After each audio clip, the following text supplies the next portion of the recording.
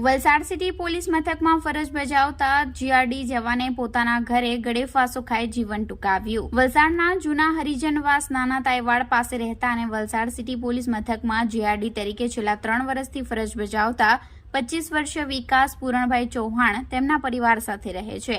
પરિવારમાં માતા પિતા ભાઈ અને ભાભી સાથે એક જ મકાનમાં રહે છે।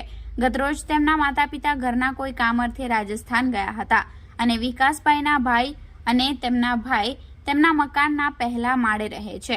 ગતરોજ વિકાસભાઈ નાઇટ ડ્યુટી કરી પોતાના ઘરે આવ્યા તે દરમિયાન વિકાસભાઈ પોતાના રૂમમાં એકલા હતા, જેણે તેમના રૂમમાં કોઈક અગમ્ય કારણોસર ગળે ફાંસો ખાઈ જીવન ટૂંકાવી લીધું હતું। સવારે તેમનો ભાઈ નીચેના રૂમમાં આવતા જોયું તો તેમના ભાઈએ ગળે ફાંસો ખાધેલી હાલતમાં જોવા મળ્યો હતો, જેને તાત્કાલિક વલસાડની કસ્તુરબા હોસ્પિટલમાં ખસેડવામાં આવતા ફરજ પરના તબીબોએ તેમને મૃત જાહેર કર્યા હતા।